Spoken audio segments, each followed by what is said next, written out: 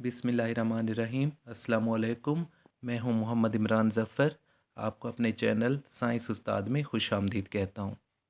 अगर आप मेरे चैनल पर न्यू हैं तो मेरे चैनल को सब्सक्राइब कर दें और बेल के बटन को दबा दें ताकि मेरी हर आने वाली वीडियो का नोटिफिकेशन आप तक बर वक्त पहुँच सके। आज मैंने आपको बहुत अहम टॉपिक के बारे में बताना है जो कि फ़ायर यानी आग कहलाता है। इसमें मैंने आपको डेफिनेशन ऑफ फायर बतानी है, ट्रायंगल ऑफ फायर के हवाले से बताऊंगा, दी चेन रिएक्शन के हवाले से बताना है और इसमें रेडिएशन फीडबैक क्या होता है वो भी बताऊंगा और प्रोडक्ट्स ऑफ फायर क्या हैं उसके हवाले से भी बताना है।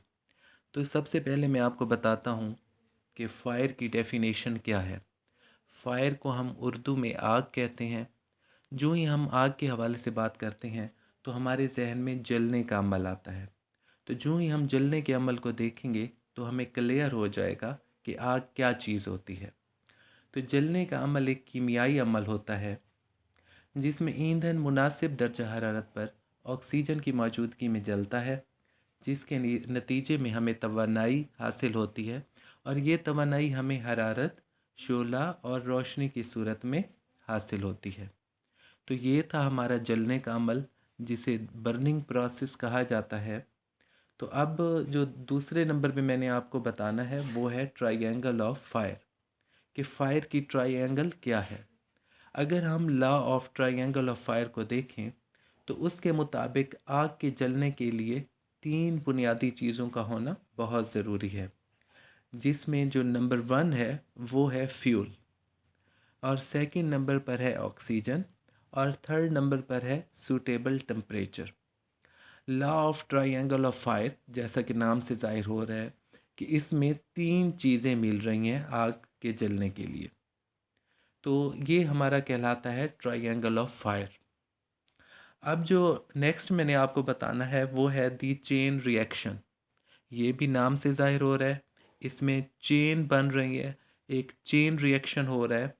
तो ये एक ऐसा अमल होता है, चेन रिएक्शन एक ऐसा अमल होता है जिसमें फायर ट्रायंगल्स आपस में मुसलसल मिलती रहती हैं, ये चेन्स आपस में जुड़ती रहती हैं और आग मुसलसल जलती रहती है। ये चेन रिएक्शन कहलाता है। यानी आग का जो मुसलसल जलते रहना है, इसमें जो फायर ट्रायंगल्स हैं वो मुसलसल मिल रही हैं और आग जल रही है, तो ये दी चेन रिएक्शन कहलाता है। इससे आगे मैंने आपको बताना है रेडिएशन फीडबैक। रेडिएशन फीडबैक और दी चेन रिएक्शन ये आपस में मिलती जुलती हैं। अब रेडिएशन फीडबैक क्या है? इसमें किसी फायर ट्रायंगल की हरारत का वो हिस्सा जो वापस सीट ऑफ फायर यानी आग जहाँ से जल रही है उस तरफ जाता है और ये फायर ट्रायंगल्स को बनाता है, जिसकी वजह से आग मुसलसल जलती रहती है।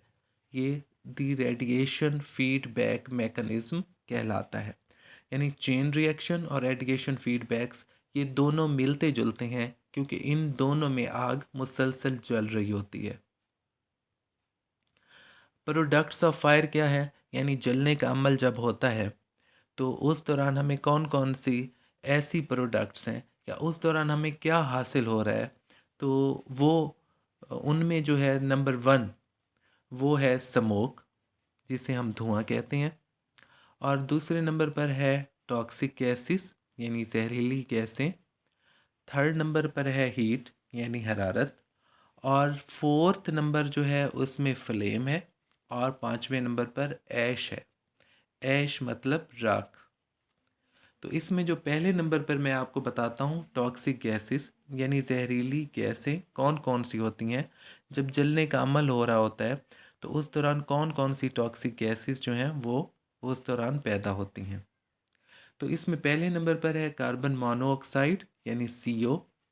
दूसरे नंबर पर है कार्बन डाइऑक्साइड CO2।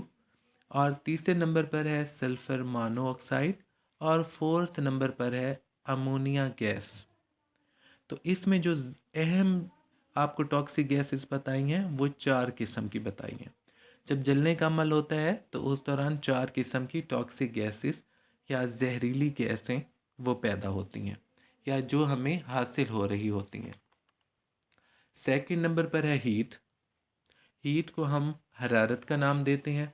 हरारत जो है वो एक तवानाई की शक्ल है जो कि जलने के दौरान पैदा होती है।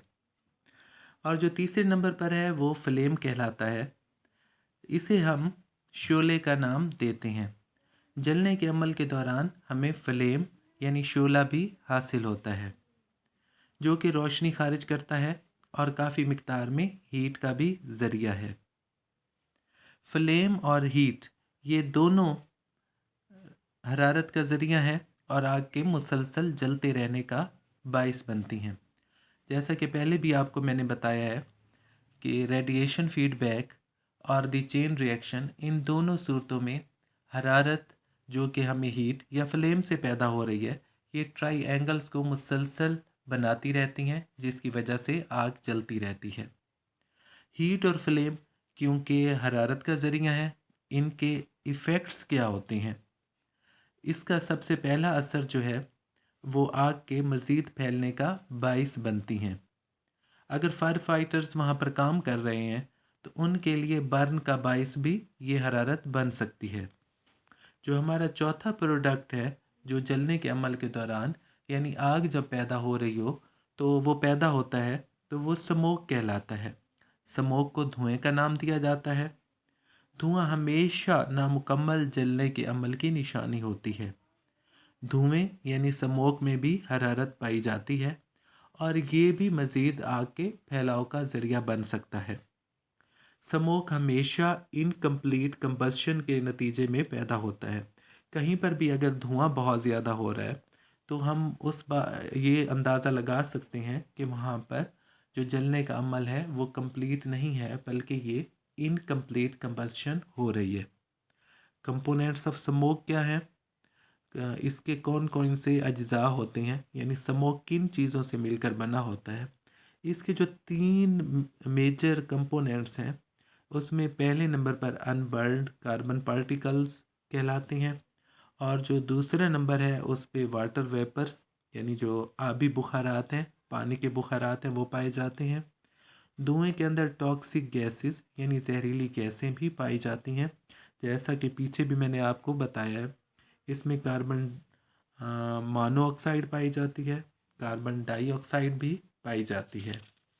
ये था मेरा आज का टॉपिक जिसमें मैंने आपको फायर की डेफिनेशन बताई, ट्राइएंगल ऑफ फायर बताया, law of triangle of fire के मुताबिक, दी चेन रिएक्शन को एक्सप्लेन किया, रेडिएशन फीडबैक के हवाले से बताया और प्रोडक्ट्स ऑफ फायर क्या है, यानी आग के दौरान हमें हासिल होने वाली जो चीज़ें हैं वो कौन कौन सी होती हैं, ये भी आपको बताया।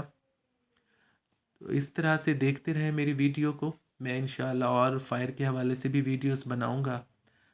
इंशाल्लाह जल्द ही फायर के एक नए टॉपिक के साथ एक नई वीडियो में आपसे मुलाकात होगी। अल्लाह हाफिज़।